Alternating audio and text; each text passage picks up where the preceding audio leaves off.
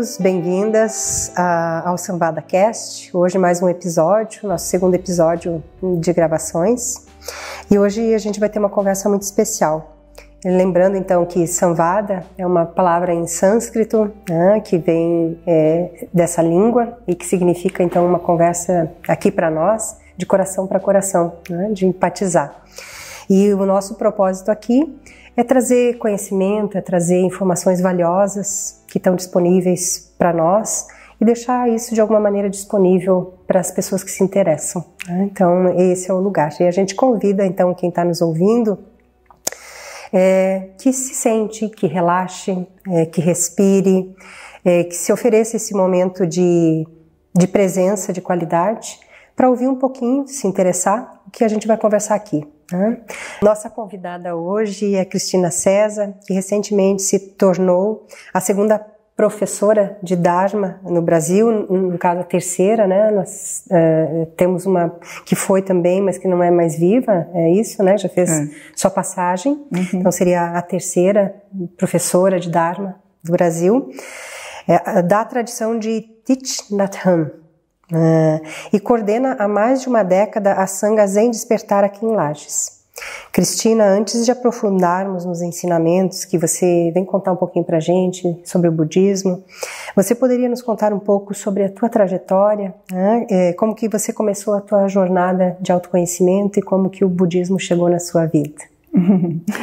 Então, Sandra, eu acho que a maioria das pessoas busca alguma coisa mais espiritualizada quando se sente em fase de sofrimento ou em fase de angústia, né? E não foi diferente comigo, né? Então, em momentos difíceis na vida, a gente procura alguma coisa que nos traga um pouco mais de conforto, né? E de compreensão da vida.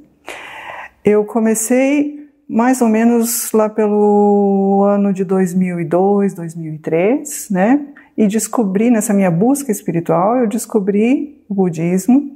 Comecei com o budismo tibetano, de Três Coroas, e depois de um tempo, eu descobri o budismo Zen, vietnamita, do mestre Thich Nhat Hanh. E me encantei com a forma como ele ensinava, com as coisas que ele passava, com o jeito tão simples do Zen, né? Em 2011 eu estive na Índia fazendo uma peregrinação pelos caminhos de Buda com um mestre da tradição de Thich Nhat Hanh, e foi muito bonito. Ali eu recebi a transmissão dos 5 treinamentos no Nepal e segui estudando e praticando o budismo Zen.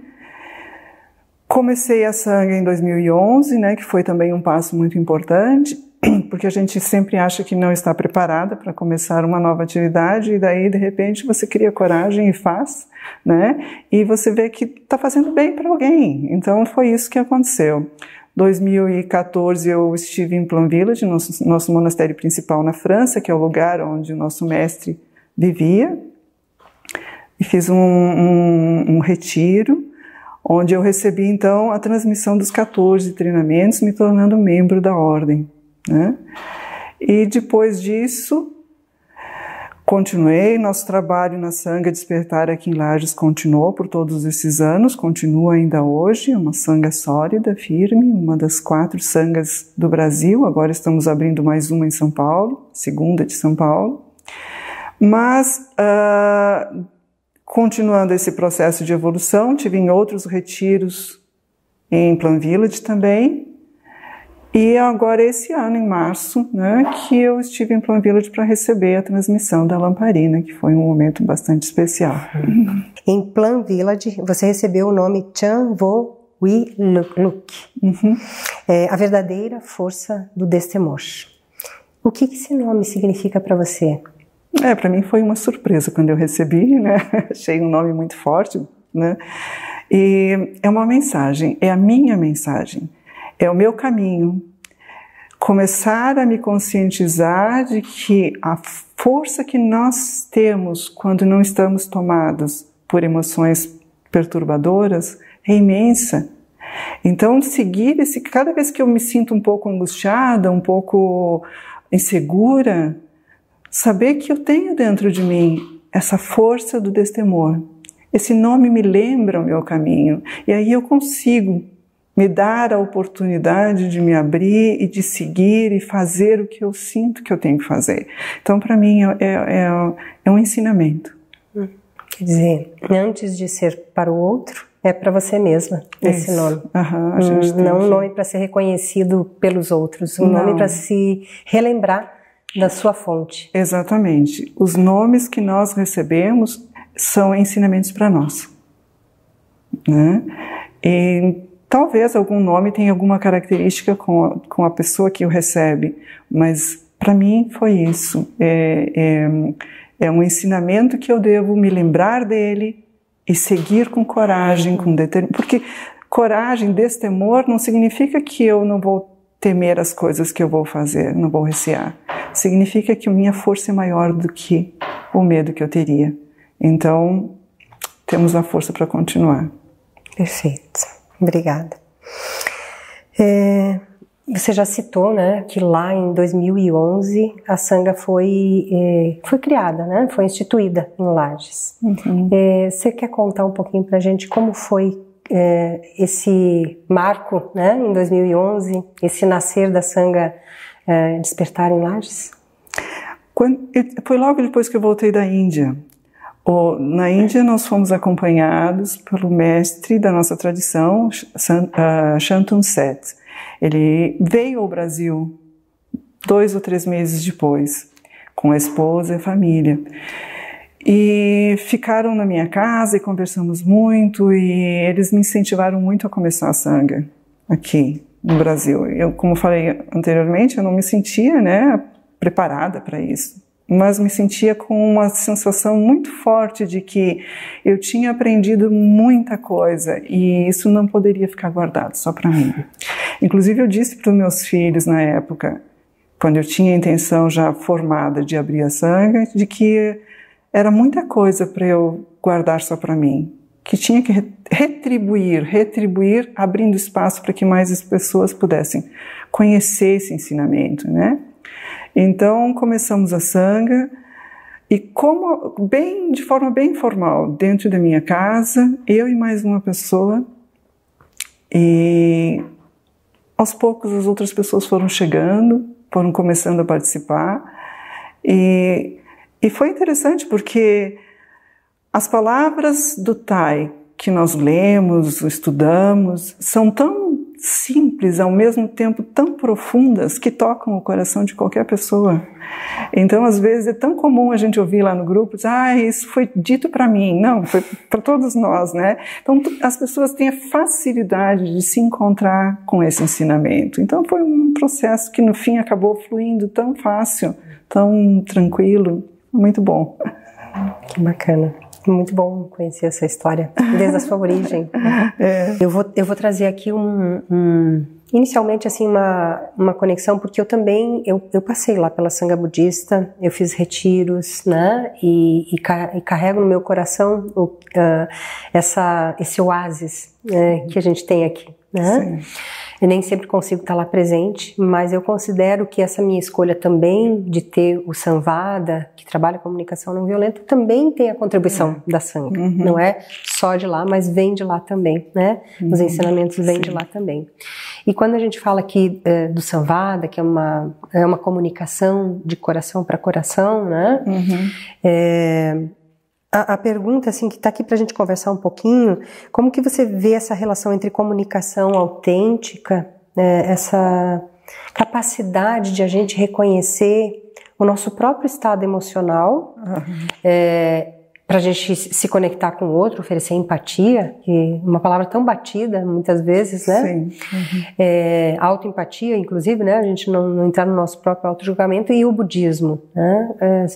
Que relação você vê com esse aspecto da comunicação autêntica e o budismo?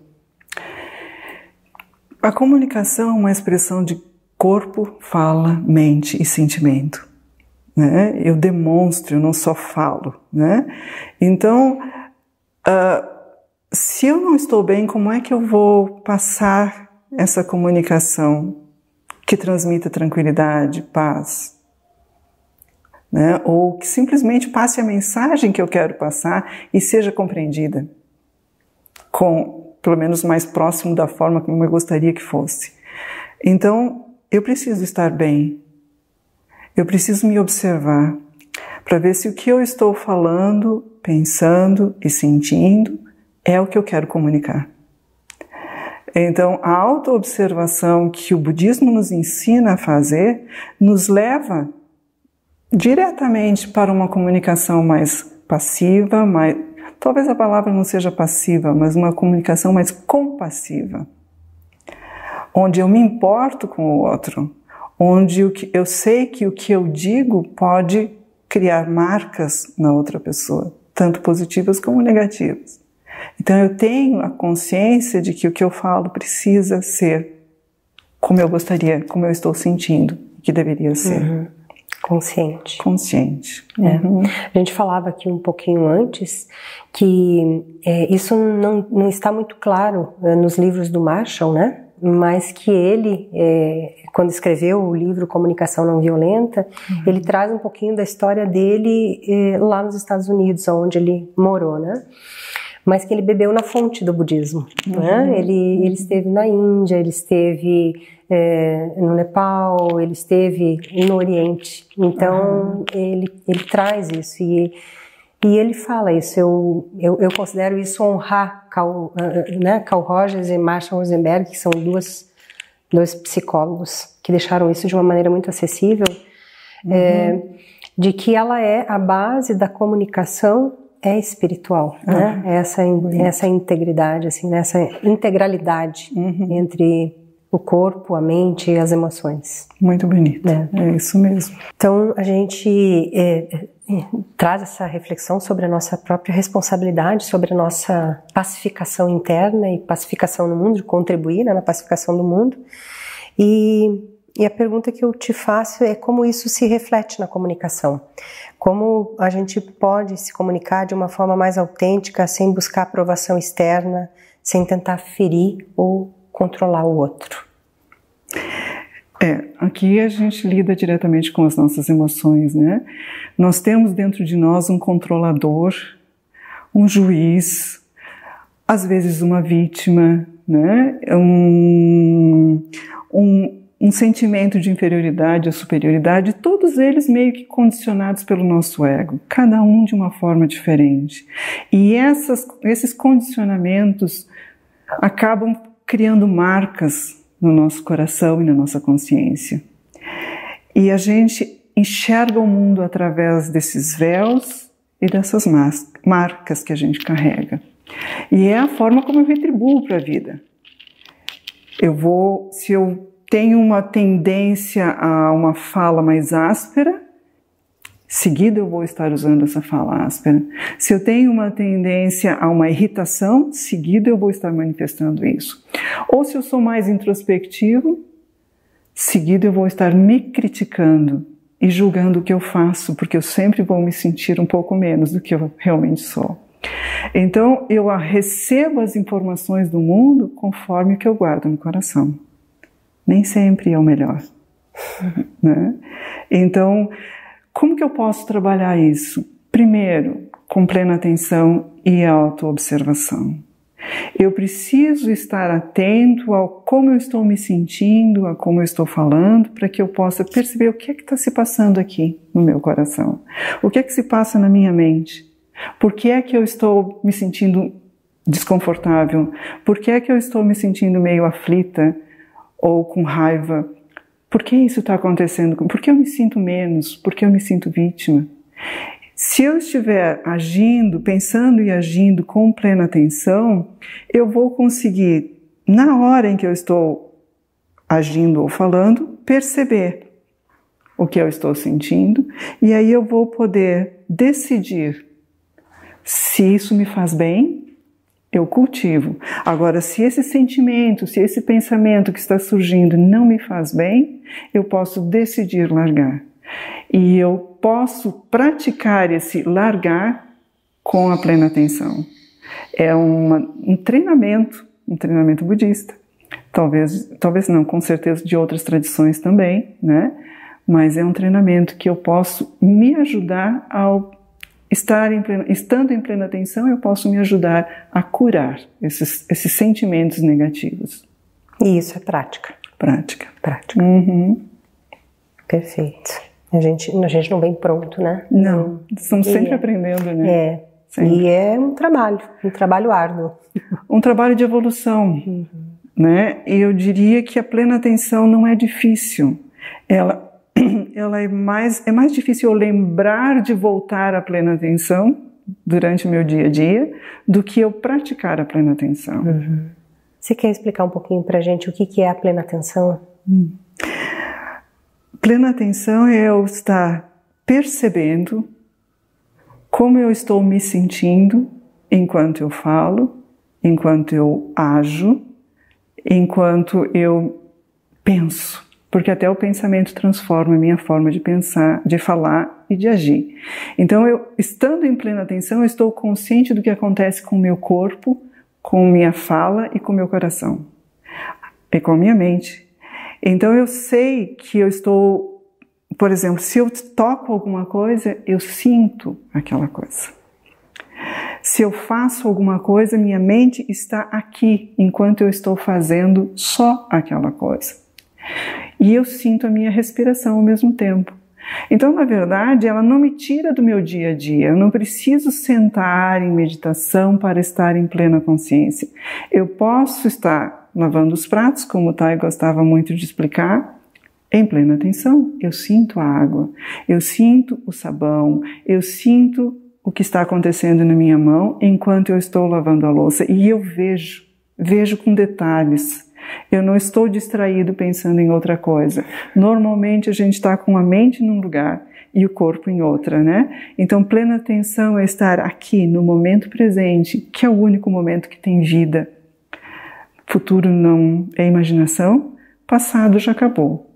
O único momento em que eu posso fazer alguma coisa construtiva, produtiva, para mim, é agora, nesse momento. Eu tenho que estar aqui. É um treinamento também. Sim.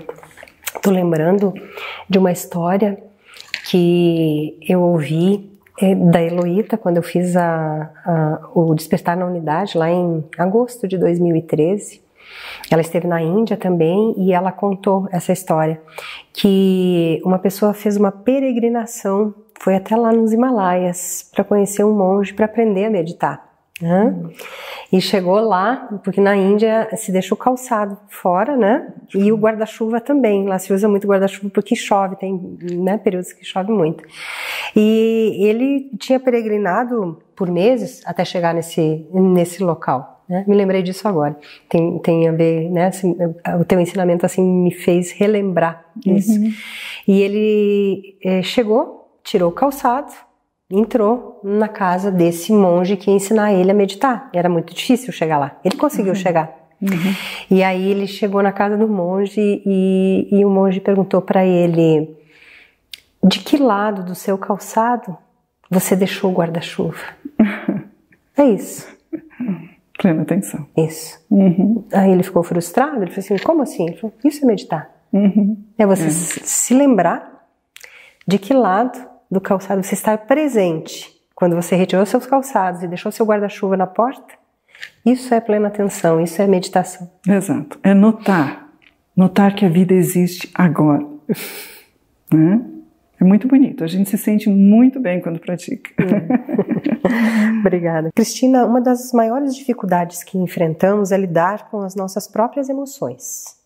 Vai lá, né? A raiva, a tristeza, a ansiedade, a gente briga com elas, né? Tenta refutar. O Thay, né, ensina muito sobre abraçar as nossas emoções. Como podemos acolher nossas emoções difíceis sem entrar no ciclo do autojulgamento? Que práticas concretas você recomenda? Nós temos a tendência a fugir do sofrimento. Parece que o sofrimento é um castigo, nós temos essa visão, né? E, na verdade, assim, o sofrimento é um ensinamento, ele veio nos mostrar algo que antes eu não estava conseguindo ver. E as emoções são uma manifestação do que é que eu tenho que aprender. Então, sentir raiva, sentir ódio, sentir angústia, são coisas que estão me gritando dentro de mim e eu preciso parar para olhar para dentro e ver o que é, por que isso está acontecendo comigo, por que está ali me chamando, né? E a gente não faz isso, a gente tenta tirar de lado, nem pensar nisso, para encontrar felicidade em outros lugares. Mas a felicidade genuína está em se libertar dessas emoções. Talvez se libertar não seja a palavra correta, mas liberar um pouco ou muito o que eu consegui dessas emoções. Porque elas não precisam estar vivas em mim o tempo inteiro. É natural eu passar por períodos de sofrimento, mas eu ficar dentro deles é que é problema. Então, como é que eu posso fazer? O que eu posso fazer? Além da plena atenção, que é a base de todo o ensinamento budista, né? Além da plena atenção, que nos ajuda a perceber a emoção e decidir que essa emoção não me faz bem. Então eu posso, nesse momento, respirar com mais profundidade, mais calma e deixar liberar essa emoção. O Tai sempre dizia, deixa ir. Deixa sair, né? Eu não preciso me agarrar às emoções negativas, eu posso largar. Então eu largo respirando e soltando, reconhecendo o que está em mim, tentando observar de onde vem, o que provoca, mas depois eu solto, como se aquilo fosse uma nuvem que passasse no céu. O céu continua azul por trás. Minha mente é limpa. Ela só está perturbada pelas emoções que vão passando. Então, se eu deixar a emoção passar e não me agarrar a ela, ficar alimentando o sofrimento, ele vai passar mais rápido. Então, o Tai sugeria sempre, que também já é ensinamento desde o tempo de Buda, que quando eu noto uma emoção negativa, eu tenho que substituir por outra, dando mais força à outra, ao oposto daquela emoção negativa. Eu deixo a negativa passar e valorizo a positiva. Então é como se eu entregasse para mim mesmo o que me faz bem. Eu olho para mim e reconheço que, apesar de eu estar sentindo raiva, eu tenho compaixão. Então eu alimento a compaixão. Eu sinto compaixão por mim que estou sofrendo, que estou passando por um período de raiva. Eu sinto compaixão por mim mesmo. Eu entrego para mim o que me falta. E aí com isso eu valorizo a minha semente da compaixão e dou menos importância à semente da raiva. E ela vai se dissipando. Nós temos sementes que ficam muito fortes dentro da gente. E normalmente, infelizmente, são as negativas. Porque a gente valoriza muito, a gente se apega a um sentimento negativo e fica remoendo, revivendo, relembrando, não dorme, né? Não, isso a gente tem que deixar sair. Respira e solta. Sai caminhar, vai fazer alguma coisa que te agrade, esquece aquilo nesse momento e busca o lado positivo. Se você se sente, por exemplo, humilhado, não valorizado, perceba em você mesmo qual o valor que você tem. Mas honesto, um valor honesto não é um valor imaginário, aquele que você sabe que você tem mesmo. E sinta por você a alegria de ser assim como você é, de ter essa qualidade, de ter essa determinada característica. Ela vai substituindo aos poucos aquele lado negativo e você vai tornando o teu lado positivo, a tua semente positiva, mais forte. Então esse seria um dos fatores, né, de nós cuidarmos de nós mesmos. Outro fator seria levar tudo com mais leveza, porque o sofrimento vai passar. Então, aquela irritação de qualquer coisa do dia, às vezes completamente sem importância, mas que me tira do meu equilíbrio, vai passar. Vai demorar mais se eu ficar atrelado a isso, ou poderá passar mais rápido se eu aprender a respirar e largar e pensar em coisas boas. Então, eu tenho o poder de cuidar de mim. Muitas vezes eu não faço porque eu não sei, ou porque eu não me lembro. Mas se eu começar a treinar a plena atenção, a liberação das coisas que não me fazem bem, a valorização das coisas que me fazem bem, e essa leveza comigo mesmo, porque eu sou muito a gente tem a tendência de ser muito críticos conosco mesmo. Então, às vezes, uma pessoa erra, a gente até perdoa na hora, mas a gente não, né? Então, a gente fica revivendo aquilo e muitas vezes se xingando mesmo, né? Então, eu tenho que ser compassivo comigo. Aquela fala compassiva e escuta profunda que a gente falou já no início da nossa conversa, tem que ser comigo também, porque eu também mereço. Tudo que eu quiser entregar para o mundo tem que começar por mim. Então, eu tenho que ter compaixão por mim mesmo, eu tenho que me compreender, me aceitar, me olhar, e até os meus defeitos, eu tenho que saber que, puxa vida, eu sou só mais um ser humano, eu não sou diferente, eu sou a mesma essência, com características específicas, né, que umas foram alimentadas e outras não. Eu tenho que escolher quais eu vou alimentar daqui para frente. Perfeito, faz todo o sentido e para mim a sua fala e a sua condição emocional me possibilita me conectar com isso, né? Porque é vivido, né? É uma experiência vivida. Né? Isso de abraçar que o Tai fala, né? É não ficar brigando com aquela emoção. Isso. Ela vai passar, vai né? Passar. É como se a gente tivesse dentro de nós vários pequenos seres, né? A nossa raiva, nossa angústia, nossa ansiedade, nosso sentimento de inferioridade, nossa vergonha, culpa, dê o nome que você quiser. Eles não são a minha pessoa, eles são apenas elementos emocionais que vivem em mim. Então, às vezes, um se manifesta, mas eu não sou todo esse sofrimento. Ao lado desse um ruim que está se manifestando nesse momento, talvez por algum tipo de condição, né? Com certeza, mas existem vários outros positivos. Vários outros que eu gostaria de abraçar. Então, é como uma mãe ou um pai que acolhe a criança quando cai no chão, ao invés de xingar. Né? Por que eu me xingo? Porque para mim eu posso fazer, né, coisas que me fazem mal e para os outros eu cuido. Não, eu tenho que cuidar eu também. Para Tai, o budismo deve ser engajado, ativo na transformação social. Como contribuir para criar ambientes mais pacíficos de compreensão e contribuição na vida das pessoas?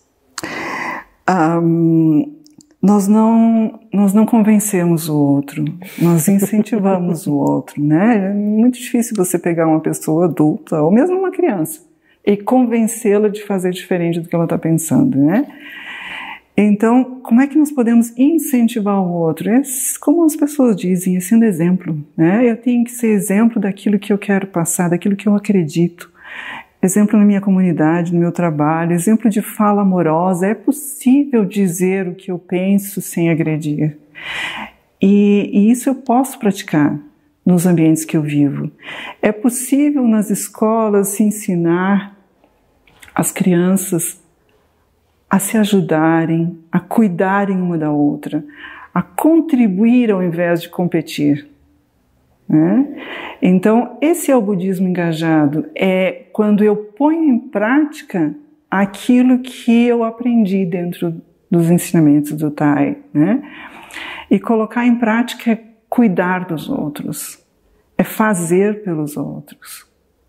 Então, a forma de fazer, porque às vezes as pessoas acham que estão fazendo pelos outros, estão realmente, estão criando coisas e fazendo pelos outros, mas às vezes fazendo de uma forma tão sem consciência, tão sem alegria, tão sem, né, interação, que é mais uma entrega, pega que eu estou te dando.